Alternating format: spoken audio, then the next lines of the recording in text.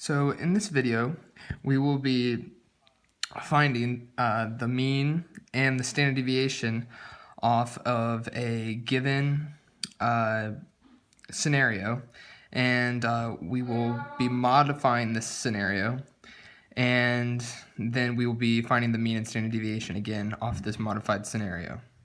So the question says, an insurance company estimates that it should make an annual profit of $150 on each homeowner's policy written, with a standard deviation of 6,000.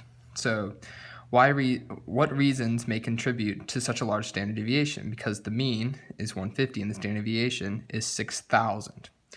So now with insurance policies, they can issue an insurance policy to like a motorhome, and that may be, very low profit, or they can issue it to a mansion, which obviously costs more to get insured.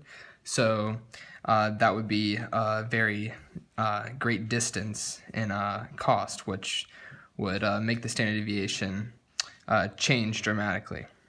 So in part B, it says if the company writes only 2 of these policies, what would the mean and standard deviation of the annual profit be?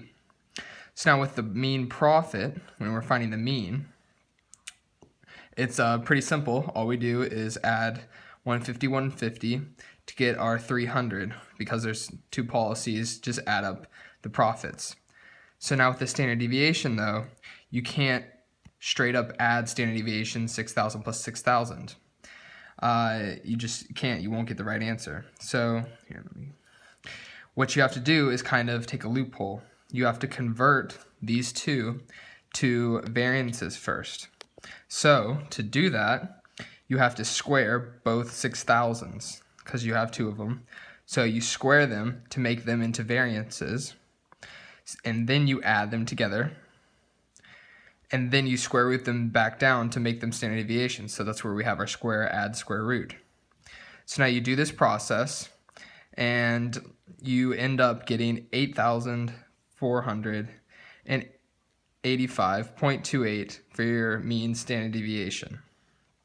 So, moving on to part C, if the company writes 10,000 of these policies, what are the mean and standard deviation of the annual profit? So now, we're trying to find the mean of the profit for 10,000 policies. So, the starting for one policy is still 150, and since we're doing 10,000 of them, we can just multiply that by 10,000 instead of just adding up 150 10,000 times. We can use multiplication to kind of speed up the process, and that will give us with our 1.5 million in our mean profit. So now with our standard deviation, we do the same concept, the square, add, square root. So conceptually, we have 10,000 6,000s, and we square all of them.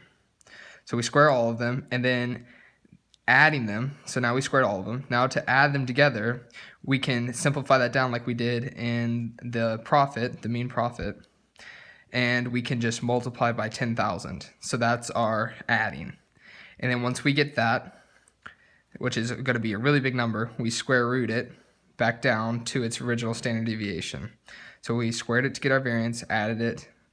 We really multiplied it, but we technically added it, and square rooted it. And that left us with a mean standard deviation of 6,000. So, last part, part D. Just a refresher, or actually, part D asked, is the company likely to be profitable? And explain.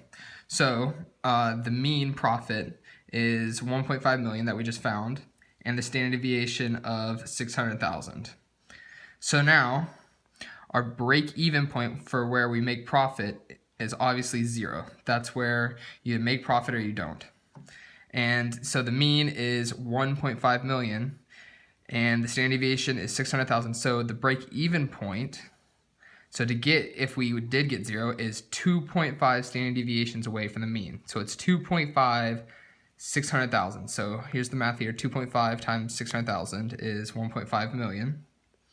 So now that we know the break-even point is where that we make profit or don't is 2.5 standard deviations away. This measurement right here is really what? That's a z-score. So we can take this 2.5 and treat it as a z-score, plug it into our z-score table, and that gives us a 0.9938.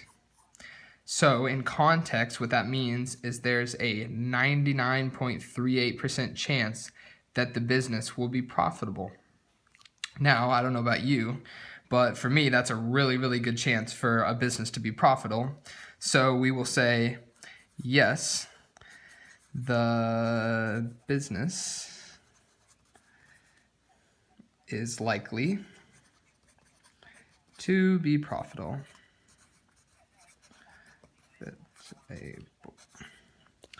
And that is how we solve for mean and standard deviation from a given scenario, and how it's changed, and that scenario is changed, and we can still find the mean and standard deviation of that changed scenario.